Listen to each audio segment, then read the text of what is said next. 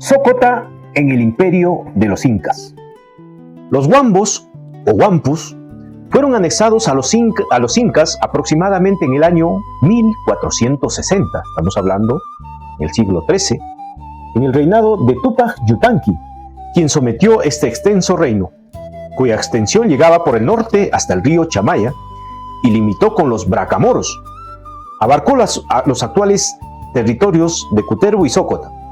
Así lo evidencian los diversos restos arqueológicos incas encontrados en el camino hacia el oriente.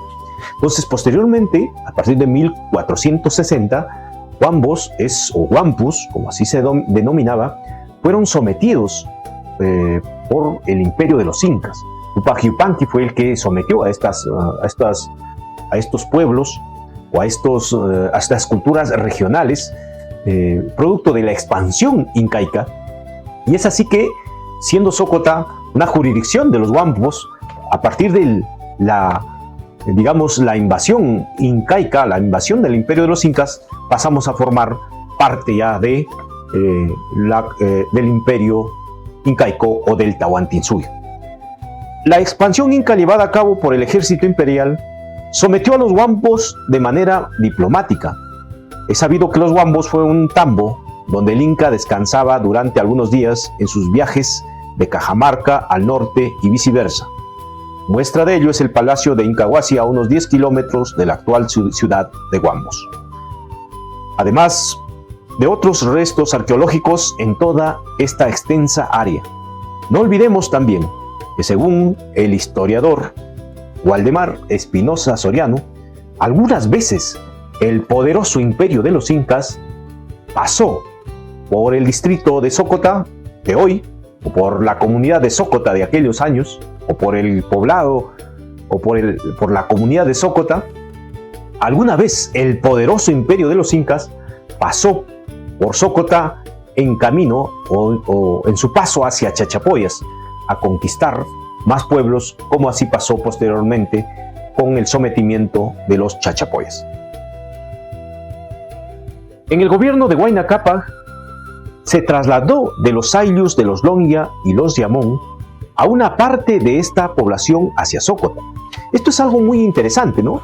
Porque, miren, cuando el imperio de los incas logra conquistar a los Chachapoyas y a todos los pueblos de la Amazonía, ¿no?, en su expansión hacia la selva ya, Huayna Cápac fue pues el penúltimo inca, ¿no? Después vino Atahualpa y Huáscar, y ahí termina el imperio. Huayna Cápac fue el padre de Huáscar y Atahualpa. Entonces, Huayna Cápac, en su periodo de este gobernante inca, se trasladó desde Longya y Yamón a una determinada cantidad de pobladores para que vinieran a vivir acá en la comunidad o en el poblado de Sócota. Así lo señala el historiador Waldemar Espinosa Soriano. Según se cuenta, dice, en el gobierno de Huayna Cápac se trasladó desde los ayllus a los Longya y a los Yamón, a una parte de esta población hacia Sócota. En cuanto a la cantidad, no sabemos el número exacto de personas que llegaron de estos pueblos. Un documento se limita a decir que fueron una gran cantidad de indios y nada más. Dicha mudanza debió producirse cuando Huayna Cápac gobernaba el imperio andino, ¿no? Esto es antes de Atahualpa, antes de Huáscar. Entonces, este es un dato muy importante, ¿no? Y como les decía al inicio, aquí ya había una población asentada hace miles de años. Pero los incas tenían pues esa forma de dominio, esa forma de conquista para los pueblos que ellos sometían a su imperio, y una manera de traer, de evitar rebeliones en las provincias conquistadas era traer mitimaes, es decir, personas que vivían en otros pueblos a vivir a otros lugares, como el caso de los Longya y los Yamón, que fueron trasladados hace mucho tiempo acá a Sócota. El líder étnico de este grupo de mitimaes, es decir, el líder que encabezó esta cantidad de pobladores que vinieron de Longya y Yamón, era llamado entonces el Apu Sinchi Molocho, quien logró sobrevivir a la invasión española. El Apu Sinchi Molocho era por aquella época, la de Huayna Cápac, el señor étnico de los indios.